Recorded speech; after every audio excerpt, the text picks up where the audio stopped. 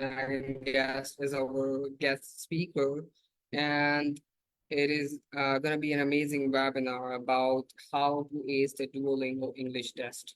He is the co-founder of Arno's, and all the content that is being uploaded on the official channel of Arno's YouTube channel. It is being created by Mr. Otto Nagengast.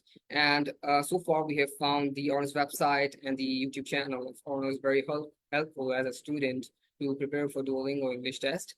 And today we have the founder himself to share the tips and strategies. So I cannot think of any better authentic source of information. So Mr. Otto, we warmly welcome you to our session. Thank you so much for joining. And since we have already given the brief introduction in the yesterday's session, so I think we should proceed with the tips and strategy. So thank you so Sounds much, good. sir, for joining. Over to you. All right. Thank you very much for having me for the second time in 2 days. I apologize for the technical difficulties yesterday. For those of you who are back, thank you very much for coming back and for your patience. And for those of you who are new, 5 seconds into my presentation yesterday, the power cut out where I live. So we had to reschedule.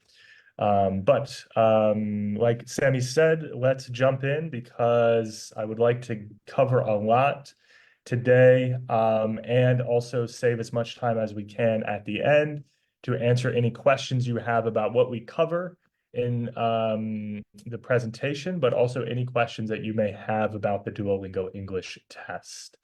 So let me start the slides, and can everybody... Oh, maybe. Let's see. Oh. Let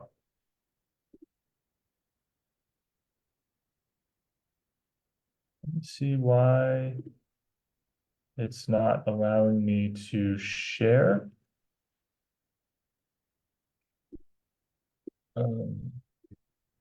Screen was actually visible once you slide showed it, then it like blank. I think the Yeah, slideshow you isn't working. can. All right, let me see. One sec. For me, it's just black. So the technical. Okay, let me see. Maybe this will work now. All right, the technical difficulties persist another day. Okay, here we go. All right, can everybody see the Yeah, slides? yeah, it's Great. clearly All right, visible. now here we go. All right, so all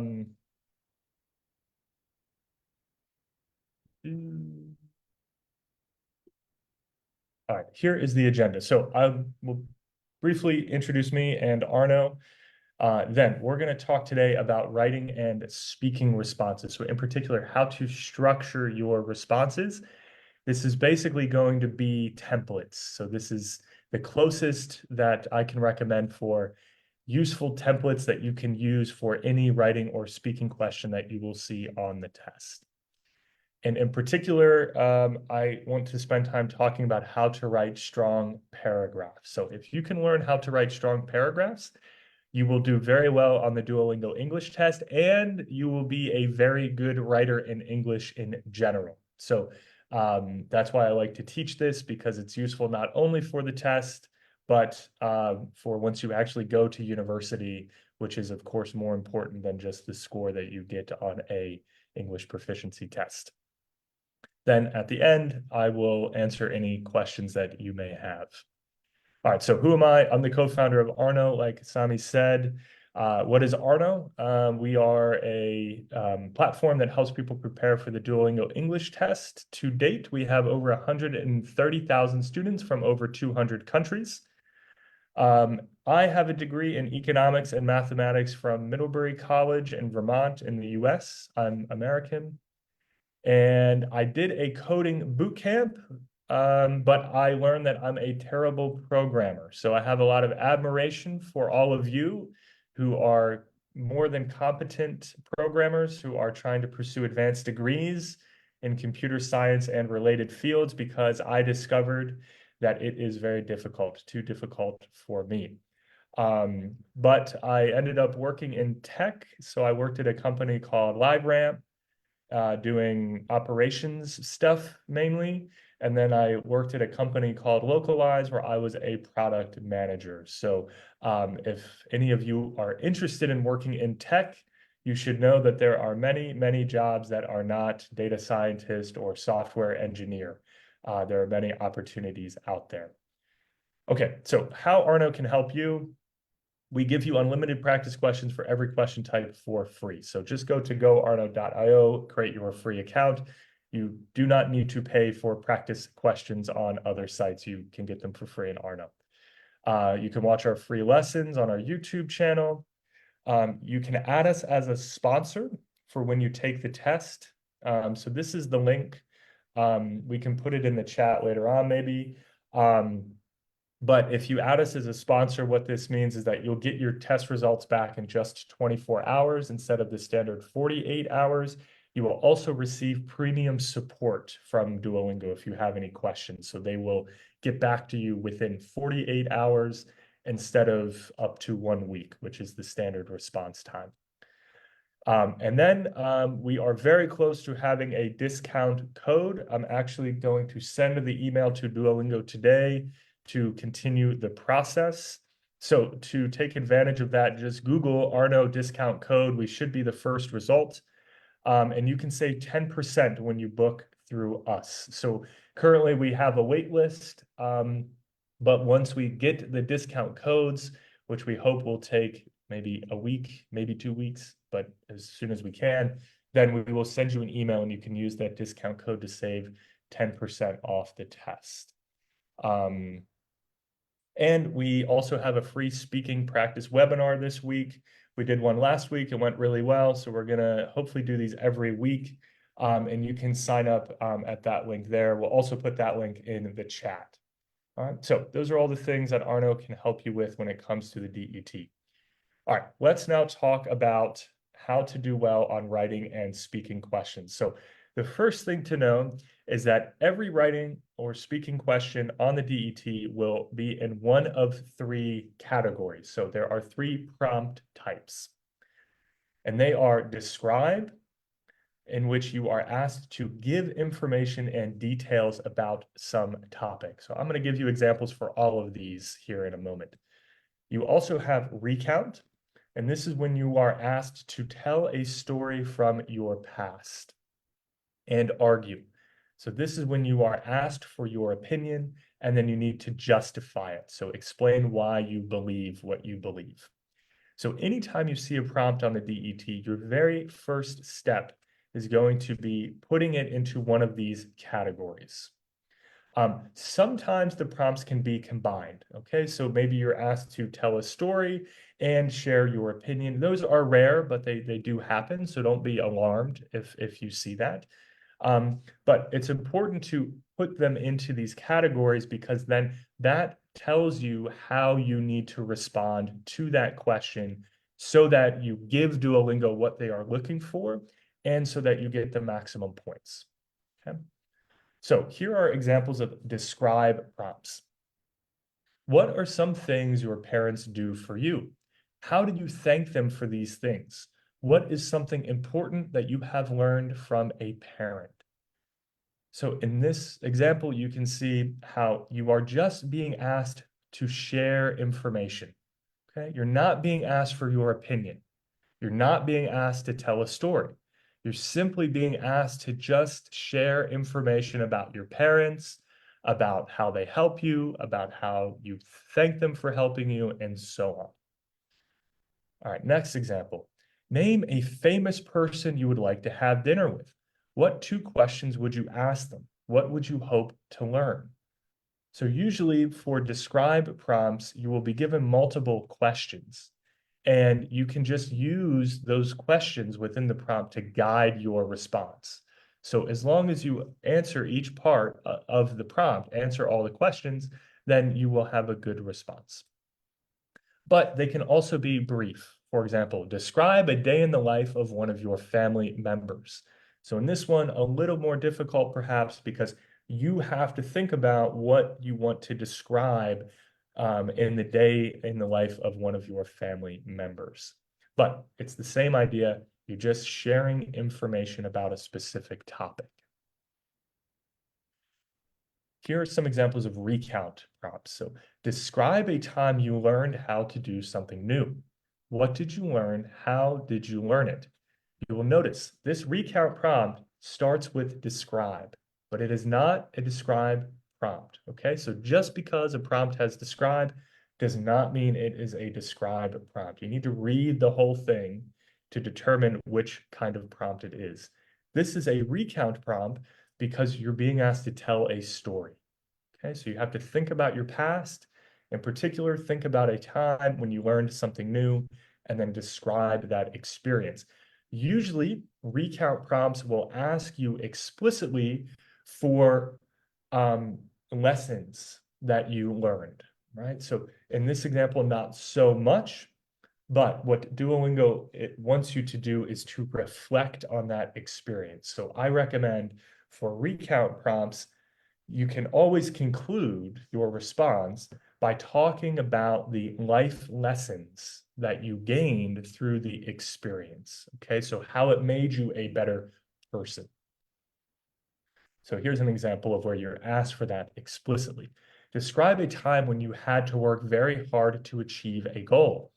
What did you learn from the experience? Okay, so you're not only asked to tell the story, but you're also asked to reflect on the experience and talk about how it changed you as a person. So again, even if you're not asked for that explicitly in the prompt, which is the case for the first example, I would encourage you to finish your response that way by reflecting on the experience. All right, third example, describe a time when you surprised a friend or family member. How did the person react to your surprise? How did it impact your relationship with that person? So in that case, you're not so much asked for life lessons, but you're still being asked to reflect on the experience and how it changed you and how it changed your relationship with the person that you surprised. All right. And finally, argue prompts. Do you think it's important for a person to have friends who share the same language and culture? Why or why not? So in general, if you see why in a prompt, it is probably an argue prompt, right? Because what's happening is you are being asked to provide reasons for your opinion. You should never judge a person by the way they look. Do you agree or disagree? Why? Give specific reasons for your opinion. So this is definitely an argue prompt because you are asked, do you agree or disagree? So that's another clue that you have an argue prompt. You're also asked why, which is another clue that you have an argue prompt. Then you're even told, give specific reasons for your opinion, which makes it very clear that you are asked for your opinion and asked for your reasons, which is the definition of an argue prompt. How much time using technology do you think is too much time? Provide reasons to support your answer. Okay, so at this point, if I were to give you examples of prompts, you should be able to put them into these categories. I don't think that that step is too difficult. Once you put a prompt into a category, then you can figure out how you should approach it.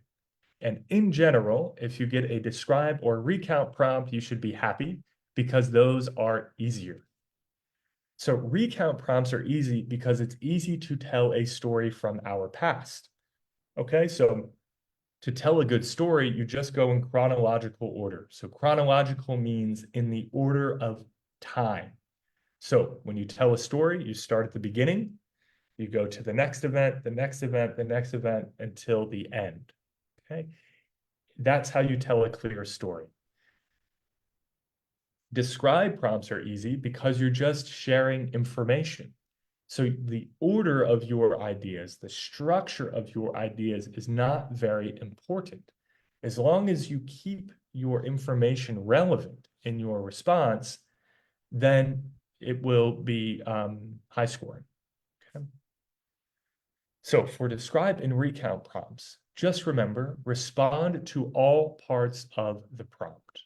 Okay, so really read the prompt, identify all of the sub-questions and the specific things that Duolingo is looking for in your response, and make sure that you answer all of it. Stay on topic, okay? So it's okay as you are responding to pause and think if you need to. So many students think they need to keep talking the entire time without ever pausing. And that means that they will just start talking about random topics that come to mind, okay? But you don't have to do that. So if you run out of ideas, just pause and think, come up with ideas, and then continue. And talk about one idea at a time. So as you are practicing writing and speaking questions, you want to get in the habit of only talking about one idea at a time, okay? So what I see many students do is they will have one sentence where they talk about one idea, and then another idea pops into their mind, and they'll have a sentence about that. And then maybe a third idea pops into their mind, and they talk about that. But then they go back to the first topic, and then maybe they jump to the third topic, and then to the second. It becomes very confusing.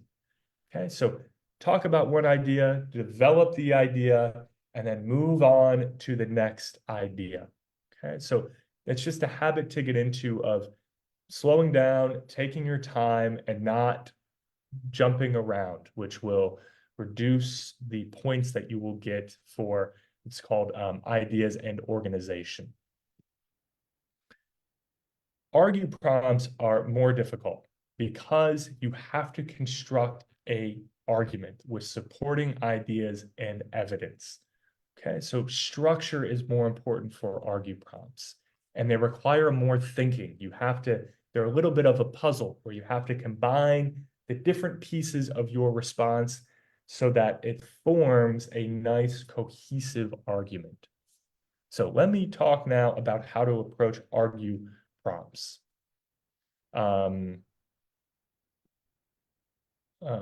Okay, I will share these slides after the call for the sake of time. I'm not going to read through these examples, but this is an example of a describe prompt, and this is an example of a recount prompt. Okay, so you can review those in your own time. But let's move on to argue prompts, which, like I said, are more difficult. The mindset that you need to have when you get an argue prompt is you need to pretend like you are a lawyer or attorney or barrister. I'm not sure what words you use in Pakistan. But what does a lawyer do, right? A person who works in a courtroom. Well, it's your job as a lawyer to argue whether your client is innocent or guilty. I guess if you're a lawyer, you would always want to argue that your client is innocent. That's what you're paid for. Then you have to convince the judge or the jury by providing supporting ideas for your response. Okay, so let's pretend that Sami, you've hired me as your lawyer because you have been accused of stealing something. Okay, and we are in court, and I am going to say, no, Sami did not steal something because one, he's a very good person. He would not steal anything. Second, he's being accused of stealing bread. However, Sami does not like bread. He doesn't eat bread. Okay? I don't know if that's true, but I'm just making it up, right? And third is he does not need to steal bread, okay? Because he is not hungry. He has enough food to eat. He has no reason to steal bread. All right. So that's all that a lawyer does is they have a clear opinion. In this case, Sami is innocent. He did not steal bread. And the reasons why that is true are what I just said, right? He doesn't like bread. He has no reason to steal bread, and he's a very nice person. He's a good person who wouldn't steal. All right. So, and I provide evidence for those ideas. So if I say Sami is a very good person, I would invite Sami's friends, his parents, and they would say, yes, he's so nice, right? He helps the iCode Guru group, right? He organizes this group. He's a very generous person, and so on. Right? Okay, so That's the mindset you want to have, is you have your opinion and you have to convince the reader, convince the grader of your opinion. That's what you need to do for argue prompts. So while you are planning your response, so when you get a prompt on the DET, you will be given time to prepare your response, 20 or 30 seconds, depending on the question. And during that initial time, you want to identify the main idea. So make sure you understand, what is it that Duolingo wants you to have an opinion about? All right, so slow down and read the prompt carefully and make sure you understand that. Because if you don't understand the prompt or you misunderstand the prompt and you write a beautiful response, but that isn't relevant to the prompt specifically, then it will be impossible to get a good score. Then begin your response by answering the question or stating your opinion directly. All right, so other people, I think Teacher Luke, he recommends that you begin with something like, today I would like to talk about this topic. I do not recommend doing that. I think it's a waste of time. It's not going to lose you points, right? It's not bad necessarily, but why it hurts you is that you only have, for the longest writing question, 5 minutes. And I think if you've practiced for the DET or taken the DET, one of the hardest things is how short the questions are, right? You have, it feels like no time at all to respond. And you have to write an entire essay in 5 minutes. So you have to use every single second that you can. So if you're spending time writing things that aren't going to get you points, that takes time away from writing things that will get you points. So that's why I recommend, don't have some introduction in which you just say, today I'm going to talk about this topic, right? Begin by stating your opinion clearly, right? So I agree that, or in my opinion, blank, okay? Begin like that. Then you want to think of your 2 or 3 supporting ideas. So this is the most important thing to do in the initial planning phase. You want to identify those 2, ideally 3 supporting ideas that will construct your argument. Okay? That's easier said than done. However, with practice, you can learn how to do this. So you can get fast at identifying those supporting ideas. Then, while you are answering, what you're going to do is fill out the rest of your paragraphs. Okay? So basically, your 2 or 3 supporting ideas, those are going to be your 2 or 3 body paragraphs of your response. Then, as you're writing or speaking, you can then think of the examples for those supporting ideas. If you try to think of your supporting ideas and all of your examples in the beginning, you're not going to have enough time during those 20 or 30 seconds. So really, those 20 or 30 seconds during which you can read the prompt is just enough time to think of your 2 or 3 supporting ideas. All right, so let me go through an example of how you can approach these questions. All right, so here would be the prompt. So education is important, so everyone should go to university after high school. Do you agree or disagree with this statement? Provide reasons for your response. So I want all of you now to think or write down 2 or 3 supporting ideas for your opinion. So of course, first, identify the topic, okay? 2, identify your opinion. And then 3, what are your 2 or 3 supporting ideas that explain why you believe that?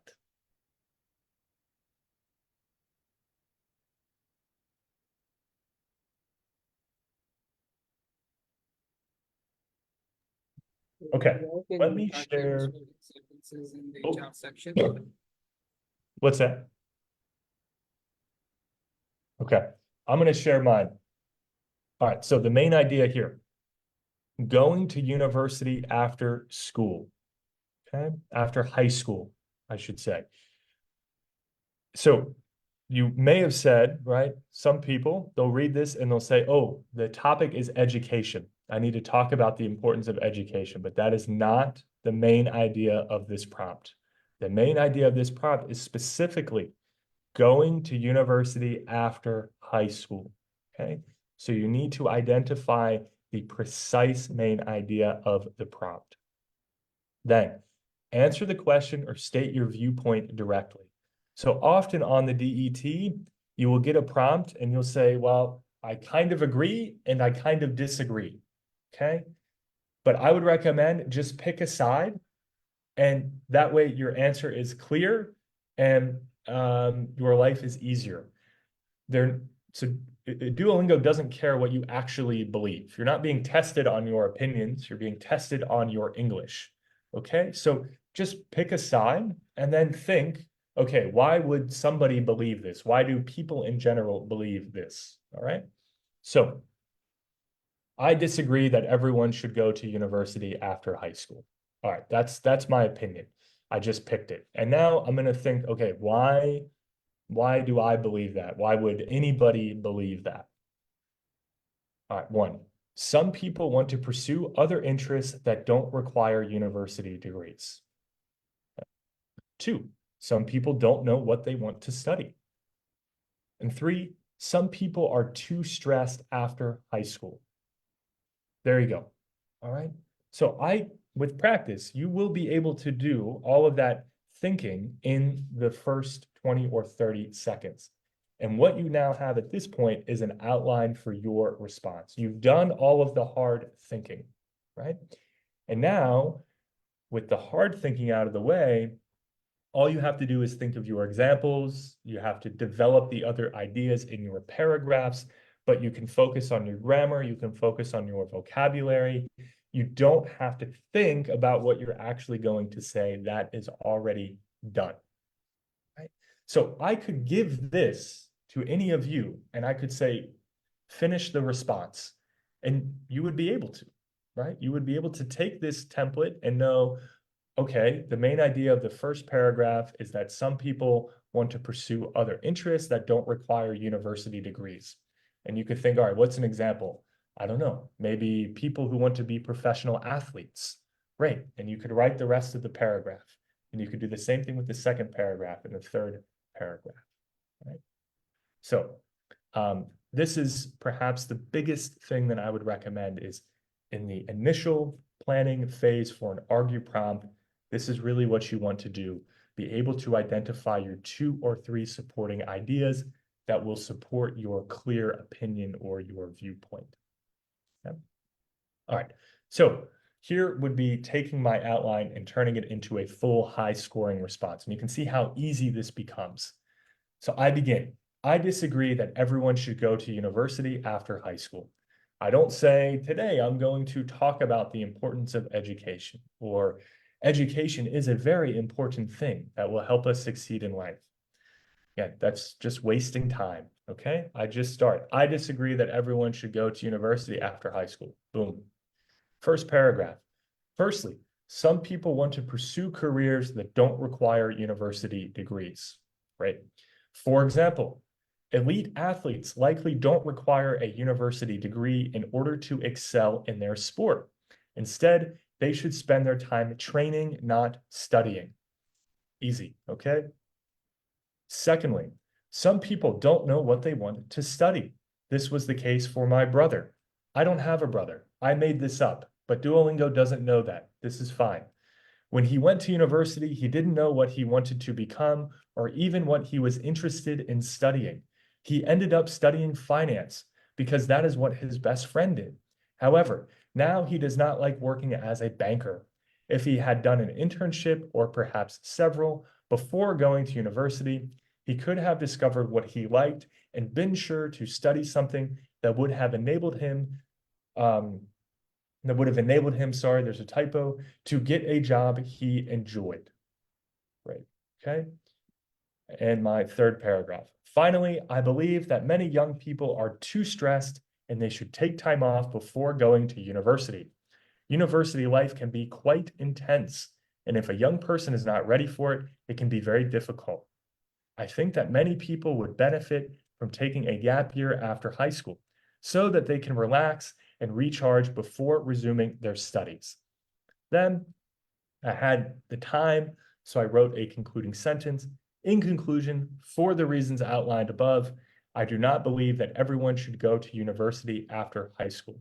The final thing I'll note here is many students think it's very important to have a concluding paragraph. It is not important to have a concluding paragraph. How do I know? I took the DET twice. None of my responses had an introduction or a conclusion, and I still got a perfect score. Okay, so you do not need introductions or conclusions in your response. And you can look at this paragraph. It doesn't say anything new. All right, it just repeats what I said at the beginning of the response. Okay, I'm not adding any information. I'm not really summarizing anything. Okay, when you're writing an essay, yes, you should have a conclusion. But on the DET, you only have 5 minutes. So you have to spend your time doing the things that will get you the most points. And that's why leaving out a concluding sentence or paragraph is not a big deal. It's not going to lose you points. Okay, as long as the rest of your response is very clear, you can still score very highly. However, if you have time, of course, adding a conclusion can only help, right? It only helps to bring the response together, but it is by no means necessary to get a high score. All right. Next, as you are preparing for writing and speaking questions, I would recommend practicing questions of different topics. So you can do this in Arno easily. You can see which topics apply to which questions. Why this is important is that if you are comfortable writing about any topic that Duolingo can ask you about, then you will be able to respond to whatever question they give you. So you're not going to see the same question in Arno or on the practice test that you'll see on the real test. All right, the questions will be unique on the test. However, Duolingo can only ask about topics that anybody can respond to. So for example, they're not going to ask, what is your favorite part about playing in snow? Because for many people, probably most people around the world, they don't have snow where they live. Okay, so they can't ask about that. So that means that if you become comfortable writing about topics that Duolingo asks about, you will be able to easily reuse vocabulary and ideas that you have used in previous responses, even if the question is different. So here are the topics: arts, so film, movies, literature, culture and religion, education, so school, the environment, food, friends and family, health and wellness, hobbies, money, personal beliefs, personal development, places, society, sports, technology, travel, and travel. Okay, so these are broad topics, of course, but if you can practice answering questions in each of these, learning vocabulary in each of these, that means that you will be equipped, you will be prepared to respond to whatever question Duolingo, whatever prompt Duolingo gives you on the test. Right? All right, final thing to cover is how to write strong paragraphs. So the key to a strong paragraph is a strong topic sentence. All right.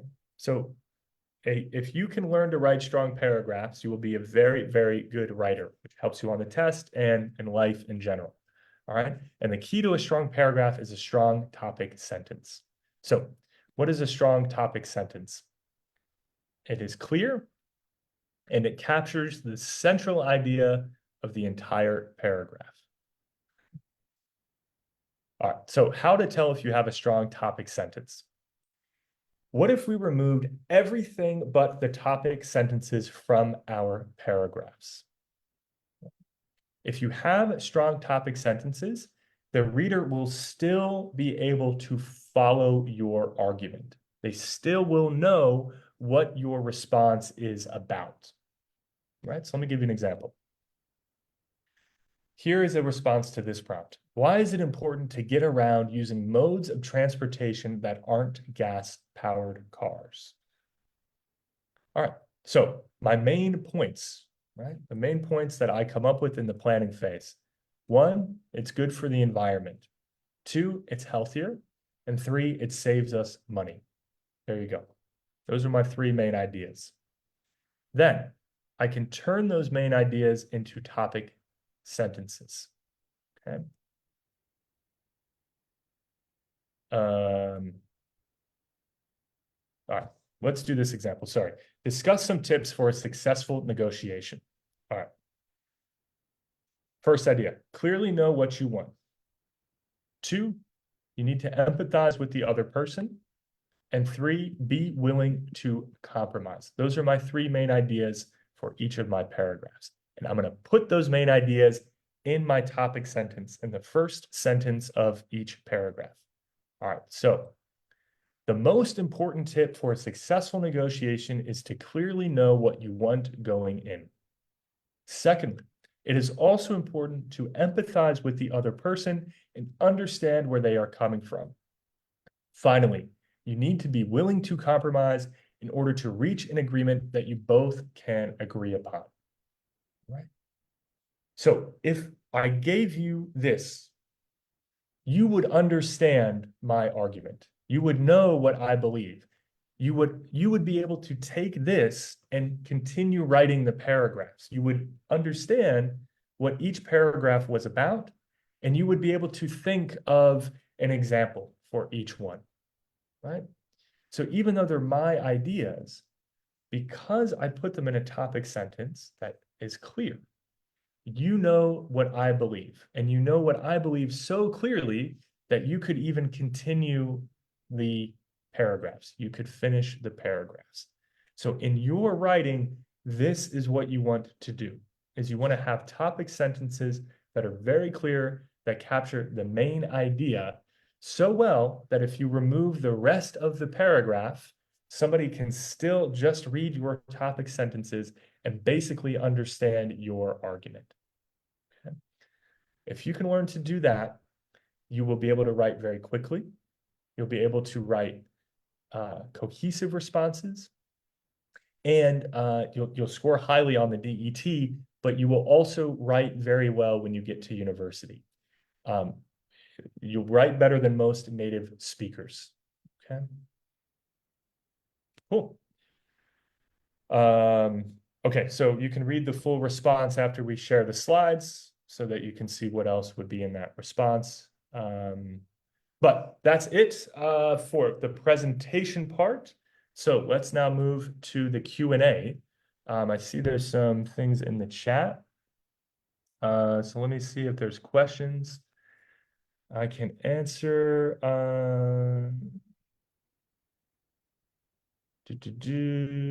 Okay. Cool. All right. Looks like people have already answered the question. So does anybody have a question about anything we just covered or any other part of the DET? Okay, so thank you so much. It was an impressive and incredibly useful presentation, and a lot of my misconceptions got cleared. So I have a question about the argue prompts. Can we Yeah. make kind of speculations for the argue prompts? For instance, if we think we are running out of content, so can we make like guesses for this reason? For instance, if I give you an example that we have been asked like do you think that people should pay taxes to the government? So for this, what kind of speculations I can make is that I strongly believe that people should pay tax because if they don't pay tax, that might happen or this may happen. So can we make kind of speculations in the argue Sure. prompts? This is Yes, my question. definitely. Definitely. So that is, so the evidence that you can use in your paragraphs can take many forms. So it can be a personal example. It can be even a made up example, like in my response, right? It was a personal example, even though I don't have a brother, you can do that. And you can also speculate, right? If this doesn't happen, then in the future, this may happen, or this is likely to happen. That's another piece of evidence, right? I mean, it's hypothetical, but that's another piece of effective evidence. So absolutely. Okay. So I have another question. Someone actually asked in the chat, is an example of brother is so personal?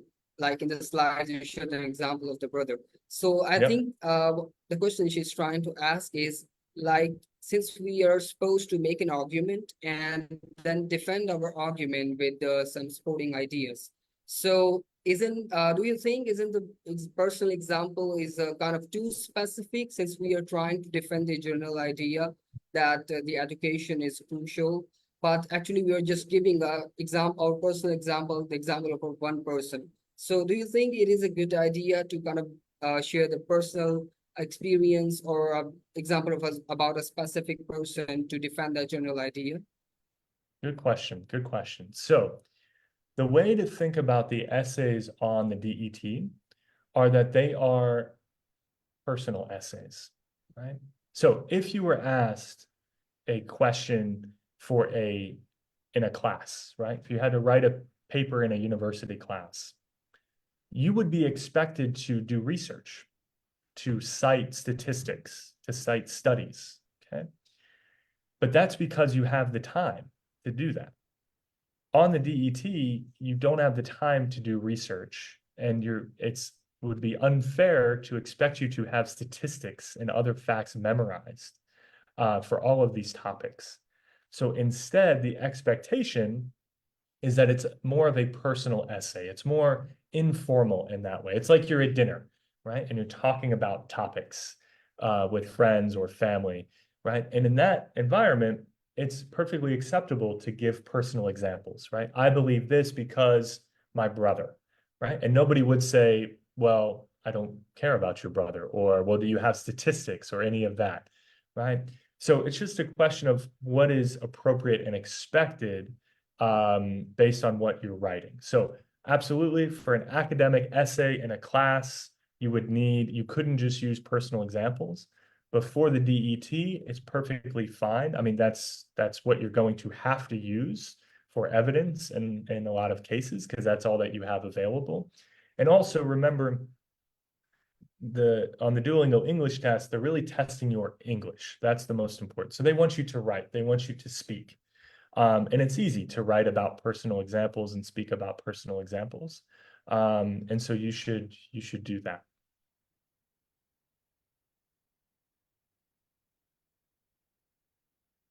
Okay, perfect. Now I got my answer. So I have one more question, and then the other participants can ask a question. So my Right. question is about the confirmation of the judging criteria of Mhm. read and select questions. No, sorry, Yeah. not read and select question. The one in which we are supposed to, uh, check yes or no. Is it a real English word or not? So for these Yep. kind of question, is there any negative marking? For instance, if we're not sure about some words, should we leave it out or we just try to attempt it?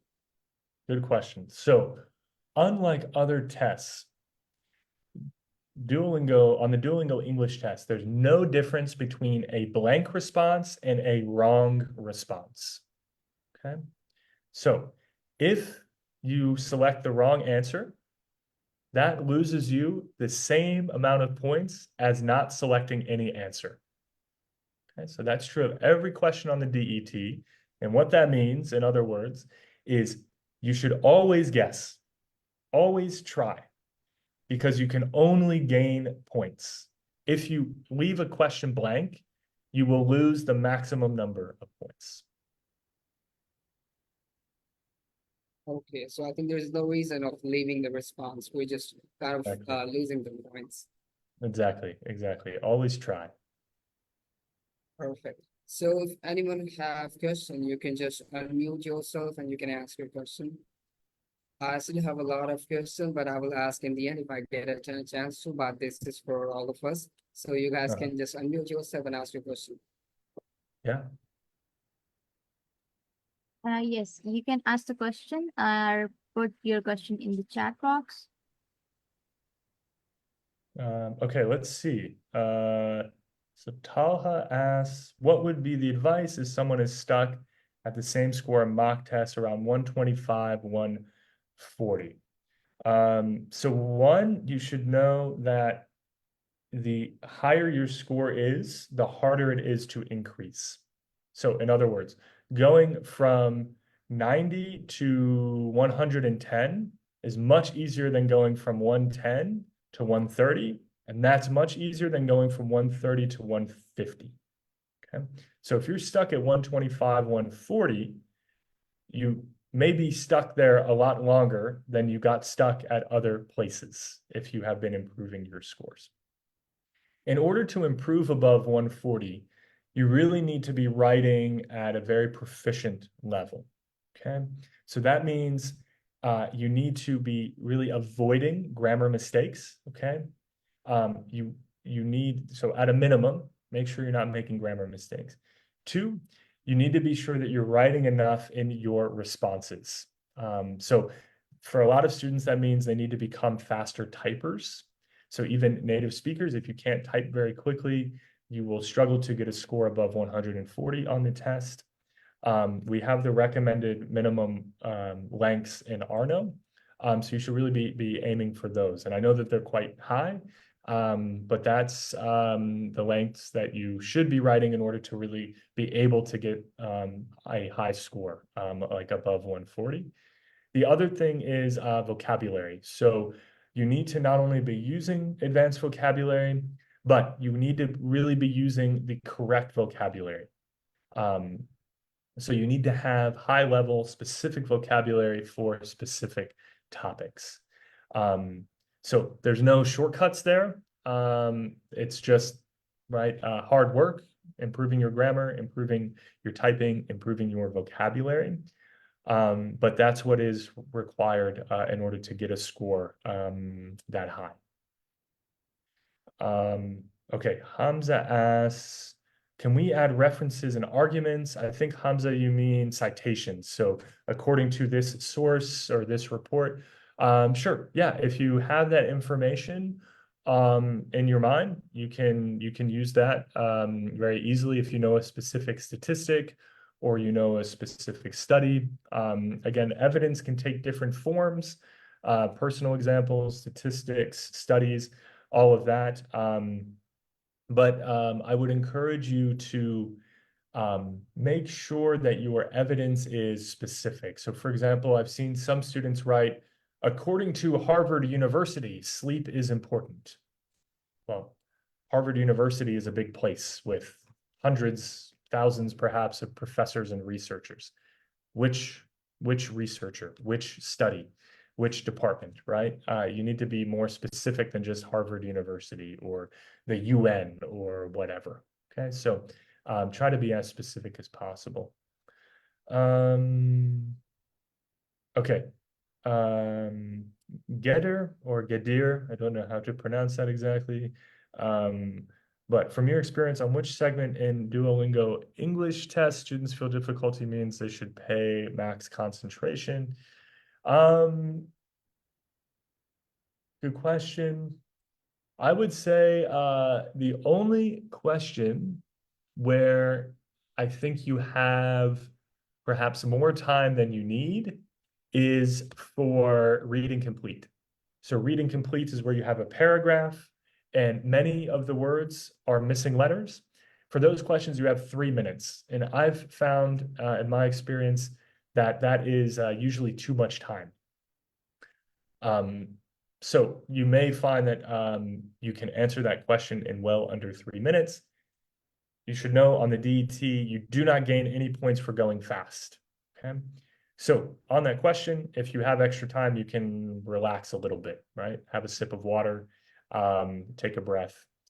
But all the other questions I find, you have to move fast. You need to be mindful of time. So I know that that's not maybe the most convenient or comfortable answer, but you really do need to be concentrated to the maximum for, I think, every question, but maybe reading complete. The good news is the Duolingo English Test is only 1 hour. So if you're concentrated for an hour, it'll go very fast. You should be able to do that, and then you can take a nap or drink a coffee, you know, to recover from that intense hour. Okay, Aisha has raised her hand. Aisha, what is your question? Hello, am I audible? Yes, you are audible. Okay, first of all, thank you so much, sir, for your valuable time. And iCode Guru is happy to have you. Basically, my question is about writing prompt. So if we are a good typer and we are Mhm. supposed to write within 5 minutes, is it okay to write a passage with an introductory sentence?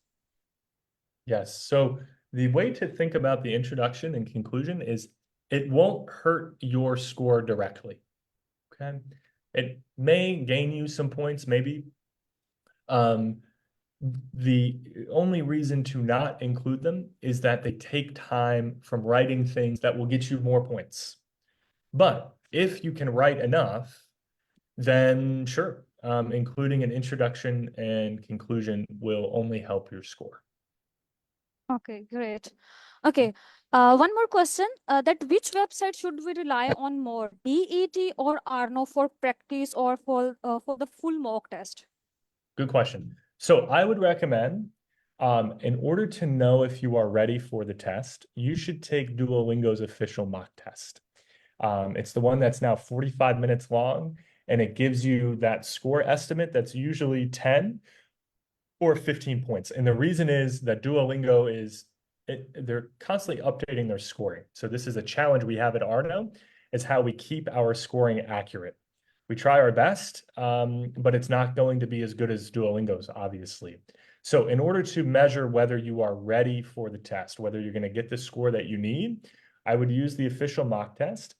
If you want to improve on your writing and speaking, so really see where you can improve your score, then you should use Arno.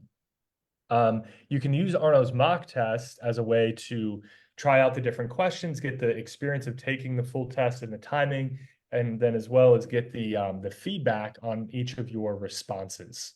So that's how I would use Arno's mock test. And then in Arno, you can practice specific questions. And you can practice them at specific levels of difficulty. So that would be another reason to use Arno, is if you need to work on a particular question or section of the test, then you can practice those specific questions, and even at your specific level. Right, okay. And one more question is, there are difference in the scoring criteria between Arno and DET? Ideally, no. In practice, there's going to be a difference because Duolingo doesn't publish exactly how they score. The other thing is that there is some randomness in scoring. So I think you are all a kind of scientific bunch. So I'll explain it this way. The correlation between somebody taking the DET one time and then the next day taking the DET again, the correlation between those two scores is not 1. So it means if you score 130 today and you take the test tomorrow, it is only maybe a 50% chance that you will score 130 tomorrow. So there's maybe a 25% chance you score higher and maybe 25% chance that you score lower. So what I mean is that is the main source of why scores differ between Duolingo and Arno, is when you're using AI to score, which is what Arno does, which is what Duolingo does. There's just inherent, what is it called? Not bias, but variance. There is inherent variance, even within the same scoring system. So that's why it's hard for us to provide super precise scores for what you will get on the real DET, because even Duolingo can't predict how you are going to do on the next test, given your scores on a previous test. Yeah, okay. Basically, I asked this question because I took a mock test on Arno and scored 140. But after Yeah. several attempts on DET, I was not able to secure even 130 marks. So I thought that there must be a difference in criteria. Yeah, I would trust the official mock test more as a predictor of your scores, because of, like I said, that's maintained by Duolingo and they know how they want to score the test. I will say that one difference with the test is that Duolingo changed the way they score it back in July, and production is now much easier on the real DET than it is in Arno. So this is something we need to update our scoring in order to match the new scoring. Frankly, the scoring for production on the new DET seems too easy. So many people can now score very, very high on production, but very low on comprehension, which doesn't really make sense because in general, comprehending is easier than speaking, right? So I can't really speak Spanish. I live in Mexico. I can't speak Spanish, but I can understand a lot of Spanish. And that's true of most people with any language. So that is another way that the scores between Duolingo and Arno can differ. But this is actually good news for many students because if you need to get a required minimum subscore on production, or you took the test before July and your scores were low, you may be able to take the test now and your scores will jump up like 10 or maybe 15 points. We've had a number of students who have done this. So they maybe were stuck at 90 for production. They took the test and now they got a production score of 100 or 110 simply because of the new scoring. Okay, thank you so much. And just for the sake of curiosity, will Arno start collecting tests in the future? Start collecting tests? Yes, real tests that we attempt on DET. Yes, we are doing this already, actually, in order to keep our scores accurate. And now that we have this this sponsor program, when you use that, it gives us access to your DET scores and responses, which then helps us to keep Arno's scoring close to the real DETs. So yeah, we're very excited about that because it will improve the accuracy of Arno's scoring as well. Right, sir. Thank you for your guidance and this insightful webinar. Yeah, you're Thank welcome. you so much. You're welcome. Okay. How much relevancy matters if someone speak well and know a wide range of vocabulary? Yep, these responses are exactly right. You can have a beautiful response, tons of vocabulary, but if you don't answer the prompt, you won't get a high score. You have to answer the prompt first and foremost. The other reason why Duolingo is very strict about this is many people try to cheat on the DET by memorizing answers. So they will memorize maybe 1, 2, 3 answers, and it'll be perfect. It'll have very high vocabulary, grammar, all this. And no matter the prompt that they get, they will try to use that response or one of those responses, even though it's not relevant to the prompt. And so Duolingo, in order to really punish that, they enforce the relevancy a lot. So if your response is not very relevant to the prompt, you will lose a lot of points, again, because Duolingo is trying to prevent cheaters. Okay, Umar asks how much each segment counts, like in IELTS, if someone makes good score in reading and earn average marks in writing, but eventually gets noticeable grade. Is there any segment that have preference? I don't know. Duolingo does not reveal exactly how they score the different questions on the test and how much each question counts toward your overall score. It seems like, though, from what we've can gather by looking at people's score certificates from dozens and dozens of students, is they basically take an average. So you have your 4 subscores: reading, writing, listening, speaking. They average those 4 scores. That's your overall score.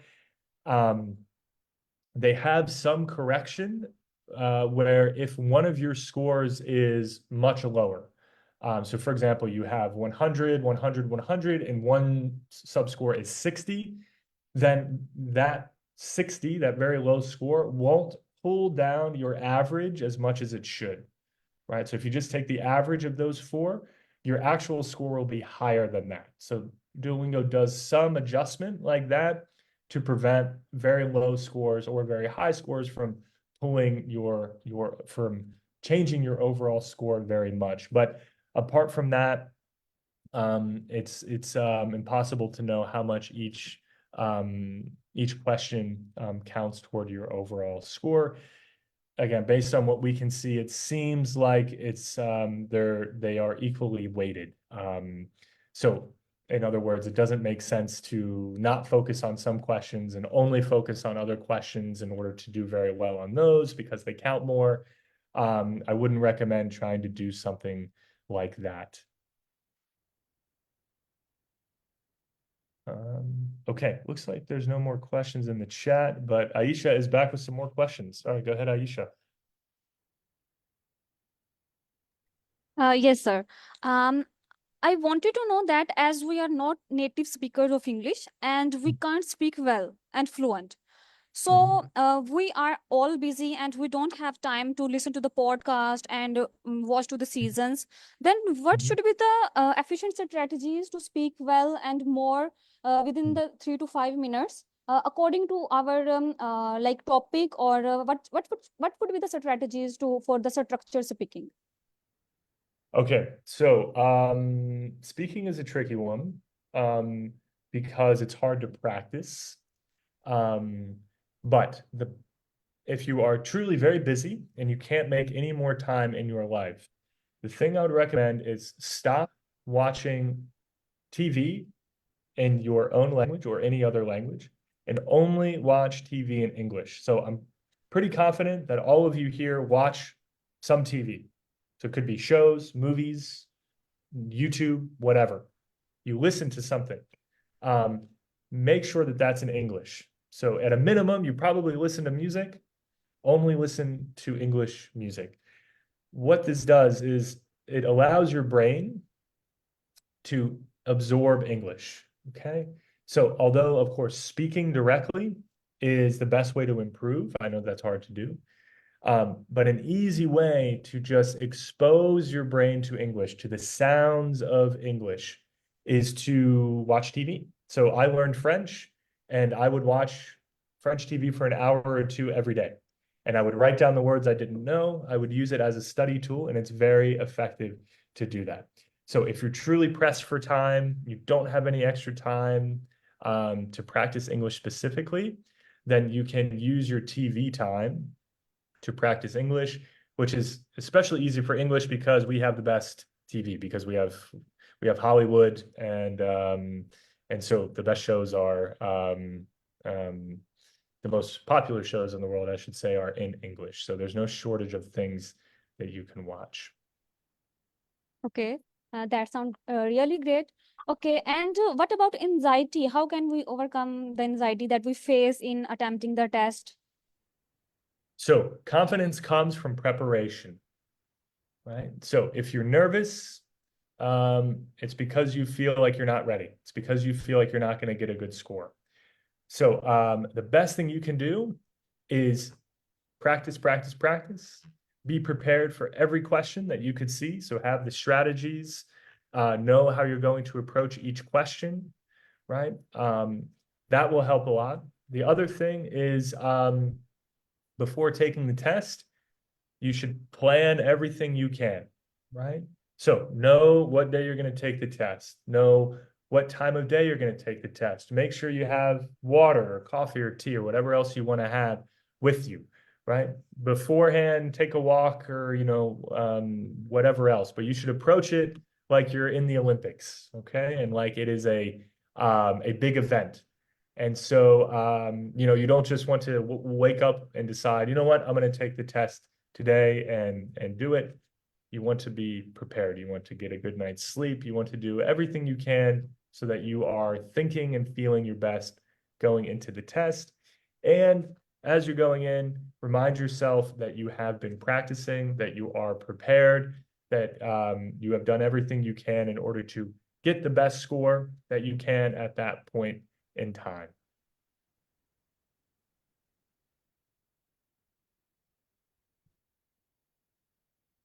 Okay, let's see. Any other questions? I have a question about someone having a good writing skills, but habit is to glance at the keyboard while typing. So would this be a problem during the actual test? And how much time we can spend looking at the keyboard and it would not invalidate? Good question. So Duolingo doesn't say how long you can look down for. What I recommend is get in the habit of looking at the camera every 3 seconds. Okay. So if you're typing, just get in the habit of just looking up at the camera. It's weird, right? To do this, but Duolingo uses AI to track your eyes. Okay. So the AI system doesn't understand that, you're looking up like this. All it's looking is where your eyes are. Okay. And if it can't see your eyes for a long time, then it says there was a problem. So you just want to look up so that it can see your eyes. So I would say 3 seconds is safe. It could be 5, 10, I don't know, but 3 is safe. And also it's easy because you just type, you look up and then you look back down. It doesn't take a lot of time. Alright. The Natural. other thing that will help is make sure you don't do this. Okay, you drop your head entirely. So a lot of people do that. They go like this and then you can't see anything. Keep your face up toward the camera, because then even when I look down, you can still see where my eyes are. Okay. Yeah. So those would be my 2 pieces of advice. Alright. Thanks. Yeah.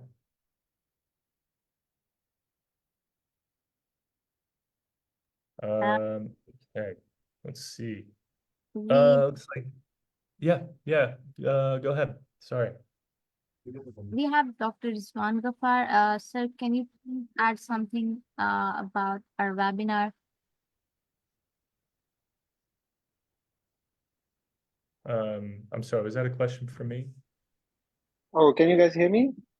Yeah, we can Yeah. hear you. Yeah. Okay. Otto, thank you. My name is Dr. Rizwan. I'm here in Silicon Valley in California, and Right. I'm part of the Psychode Guru Management, and it's great to have you. Yesterday also I was in your session, and today again. So we've been conducting these sessions to help students, but hearing from you and your guidance is really crucial. I was looking at it. It's really important how you have articulated things and how you have guided our students. So we are indeed grateful to you for your time, for your guidance. I looked at your platform. It really looks good, and yeah, being a volunteer here means a lot for us. So thank you very much, sir, for your guidance and your help to our students. Yeah, absolutely. It's our pleasure. And yeah, with Arno, we find it very fulfilling and motivating to help students. And I think that that's also the mission of iCode Guru. So I'm happy that we could team up to help students ultimately get the score that they need on the test and to study abroad and take advantage of educational opportunities in other countries, which is ultimately the goal. So yeah, I think that that's maybe it for today. But if you have any more questions, feel free to send us an email at support@goarno.io. And then I will share the slides with Sami, and then I think he can maybe email them out or something like that, because the chat will go away at the end of the call, I believe. But yeah, I think that's it for today. Thank you so much, Otto Nagengast. It was really great to have you. You have shared some of the crucial strategies with the students, and literally a lot of my misconceptions got cleared, and I hope the students have learned a lot. So it was great to have a webinar with you. We learned a lot, and I truly appreciate your passion of helping students. Thank you so much for joining us. Thank you so much, Wonderful. everyone, for joining. Wonderful. Thank you for having me. Best of Goodbye. luck.